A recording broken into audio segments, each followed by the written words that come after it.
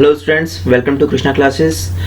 आज हम लोग रियल नंबर्स में यूक्लिड डिवीजन लेमा पढ़ेंगे, जो कि हमारा नेक्स्ट टॉपिक था। लास्ट वीडियो में मैंने आपको बताया था कि आज हम लोग यूक्लिड डिवीजन लेमा के बारे में बात करेंगे। तो चलिए आगे बढ़ते हैं वीडियो में।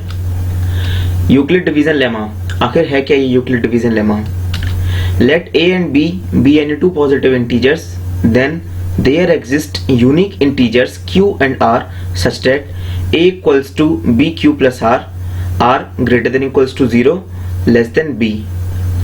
मान लेते हैं a और b कोई दो पॉजिटिव इंटीजर्स हैं, जहां पर q और r दो ऐसे इंटीजर्स हैं, यूनिक इंटीजर्स, जो इस कंडीशन को सेटिस्फाई करते हैं। और कंडीशन क्या है हमारी? a equals to bq plus r, जहां पर r 0 से बड़ा होगा और b से छोटा होगा। इफ b डिवाइड्स a, ये जो सिंबल लिखा हुआ है b ऑब्लिक a करके, ये इसका मतलब है b divides a। If b divides a then r equals to 0, otherwise r satisfies the stronger inequality r greater than equals to 0 less than b। अगर b डिवाइड्स a ये proper condition हो जाती है, इसका मतलब क्या है? इसका मतलब है r 0 है, जो कि हमारा रिमाइंडर है। अगर a जो डिवीजर है वो b डिविडेंड में पूरी तरीके से डिवाइड हो जाता है, तो हमारा रिमाइंडर क्या आता है? 0। और अगर 0 नहीं आता, otherwise r satisfies the stronger inequality this. अगर r 0 नहीं है तो जो भी स्ट्रॉन्गेस्ट इनइक्वालिटी होगी वो उसको सेटिस्फाई करेगा रिमाइंडर। चलिए आगे बढ़ते हैं। अब आते हैं यूक्लिड डिवीजन एल्गोरिथम पे। सबसे पहले तो हम बात करते हैं यूक्लिड डिवीजन लेमा और यूक्लिड डिवीजन एल्गोरिथम में डिफरेंस क्या है। इन दोनों में मेन डिफरेंस बस इतना है कि यूक्लिड डिवीजन लेमा जो है वो एक थ्योरम है, और यूक्लिड डिवीजन एल्गोरिथम एक प्रोसीजर है, एक वर्किंग है उस थ्योरम पे काम करने की। मैं दोबारा बोल रहा हूँ, यूक्लिड डिवीजन लेमा जो है वो एक थ्योरम है, और यूक्लिड डिवीजन एल्गोरिथम एक प्रोसीजर है, एक वर्किंग है कि किस तरीके से यूक्लिड डिवीजन लेमा को हम वर्किंग में ला सकते हैं, उस पर काम कर सकते हैं, उसका यूज कर सकते हैं। तो चलिए आगे बढ़ते हैं यूक्लिड डिवीजन एल्गोरिथम में। To obtain the HCF highest common factor of two positive integers say C and D with C greater than D, follow the steps below. अगर हमें कोई दो इंटीजर्स का C और D का HCF निकालना है तो हम इन स्टेप्स को फॉलो करेंगे। Step 1, apply Euclid division lemma to C and D। C और D पॉजिटिव इंटीजर्स पे हम यूक्लिड डिवीजन लेमा अप्लाई करेंगे। So we find whole numbers Q and R such that C equals to DQ plus R। यही equation हमने last time देखी थी Euclid division lemma में, जो सेटिस्फाई होनी जरूरी थी।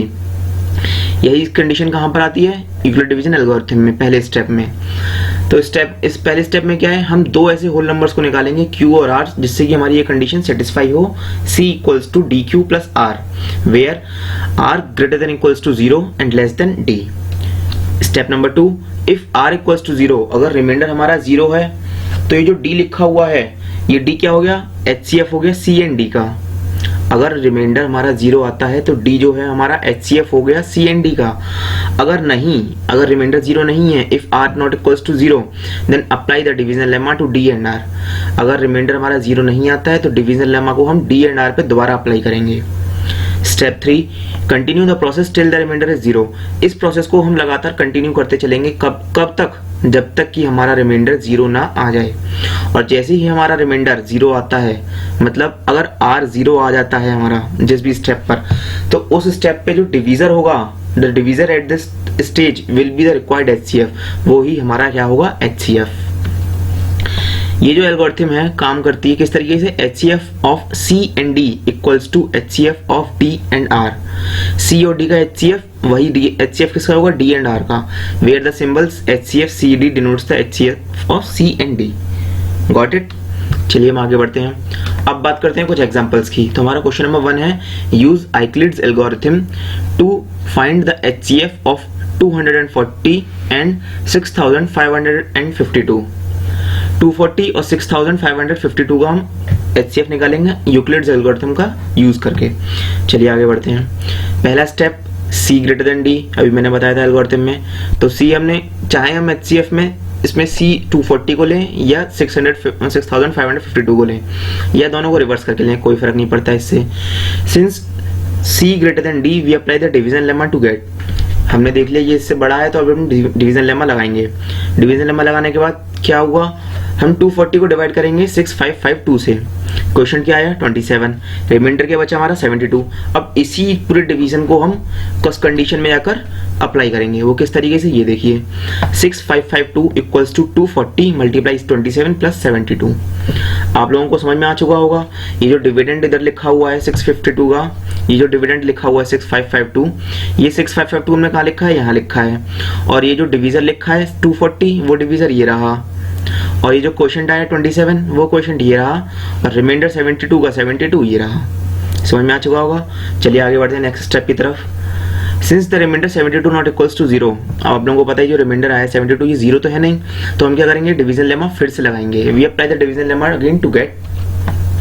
अब क्या करेंगे, अब जो डिवीजर होगा वो बन जाता है 72 और डिविडेंड क्या बन जाएगा 240। डिवीजन 240 बनने के बाद क्या होगा, अब फिर से हम डिवाइड अप्लाई करेंगे, वो आएगा कुछ इस तरीके से।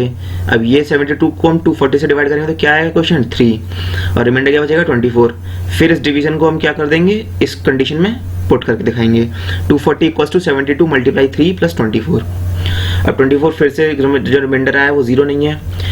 Step 3, since the remainder 24 not equals to 0, हम फिर से डिवीजन लेमा लगाएंगे। डिवीजन लेमा लगाने के लिए इस बार फिर डिवाइड करेंगे 24 डिवाइड बाई 72 और इस बार कंप्लीटली डिवाइड होता है 3 टाइम्स और रिमाइंडर क्या आता है हमारा 0। इस कंडीशन डिवीजन को हम कंडीशन में अप्लाई करेंगे। 72 equals to 24 multiply 3 plus 0।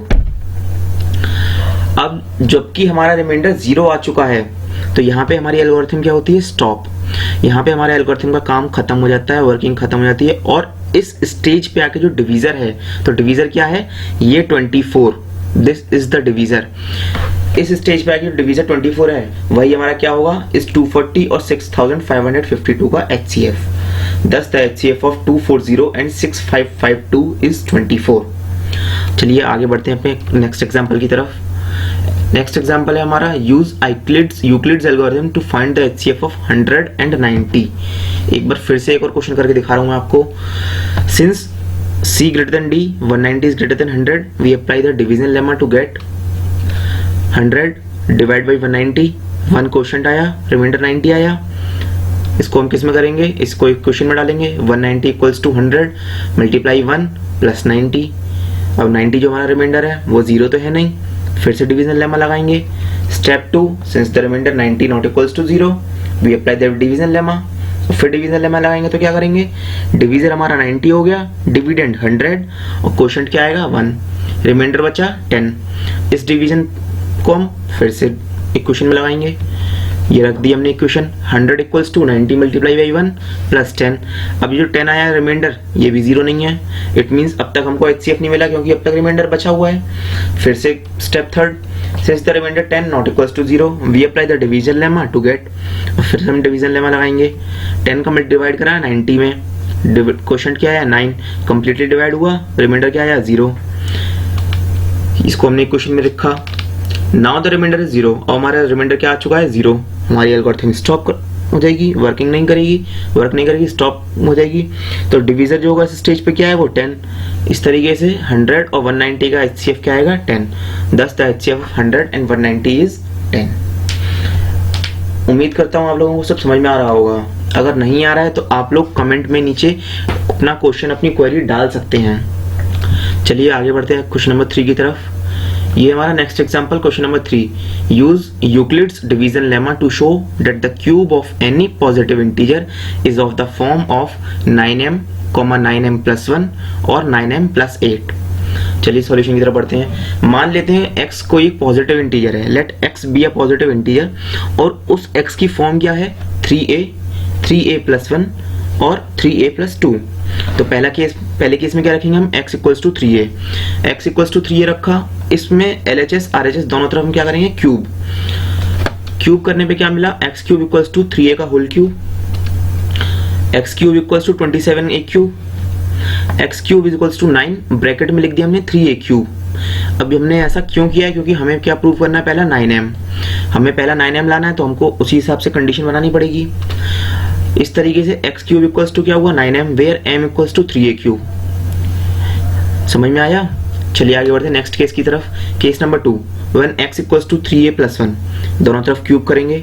x cube equals to 3a plus 1 का whole cube, x cube cube open करने में क्या आया, x cube equals to 27a cube plus 27a square plus 9a plus 1। X cube is equal to 9a bracket में 3a square plus 3a plus 1 bracket close plus 1। अब ये हमारा किस form का बन गया, अगर आप ध्यान से देखेंगे तो ये हमारा फॉर्म बना 9m प्लस 1।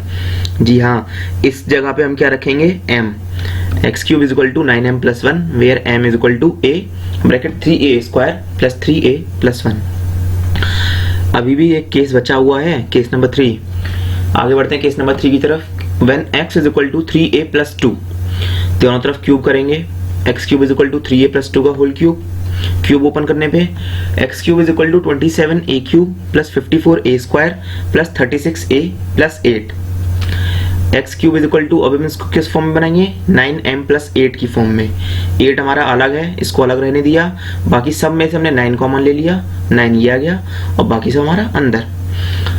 अब ये क्या हुआ, x cube is equal to 9m plus 8 where m is equal to a bracket 3a square plus 6a plus 4। समझ में आया आप लोगों को, ये क्वेश्चन समझ में आया। इसी तरीके से जो क्वेश्चन आपको NCERT, R D Sharma, R S Agarwal, M L Agarwal किसी भी अदर बुक में दे रखे हों, किसी भी साइड बुक में दे रखे हों, आपको इसी तरीके से सॉल्व करने होंगे। Hence x cube is either of the form of 9m plus 1 और 9m प्लस 8। इसका मतलब जो भी हम एक्स क्यूब लेंगे वो किस फॉर्म का होगा, 9m प्लस 1 और 9m प्लस 8। यही हमारा क्वेश्चन था कि किसी भी एक पॉजिटिव इंटीजर को क्यूब के फॉर्म में, क्यूब में प्रूव करना है कि वो इस फॉर्म में होना चाहिए, जो हमने यहाँ पर प्रूव कर दिया 3 केस लेकर। Thank you class. एक बात और, इन जो टॉपिक्स बताए मैंने, यूक्लिड डिवीजन लेमा और यूक्लिड डिवीजन एल्गोरिथम, इससे रिलेटेड कोई भी क्वेरी हो, कोई भी प्रॉब्लम हो, कोई भी क्वेश्चन समझ में ना आ रहा हो, तो आप मुझे इस ईमेल पर मेल कर सकते हैं अपने क्वेश्चन के साथ, या फिर आप कहीं नीचे कमेंट लीव कर सकते हैं उस क्वेश्चन से रिलेटेड, उस क्वेश्चन के बारे में पूछकर। ओके गाइज, तो अगली वीडियो का जो हमारा टॉपिक है वो होगा फंडामेंटल थ्योरम ऑफ अरिथमेटिक, जिसको हम जल्दी कवर करने वाले हैं। So stay tuned guys and thank you very much.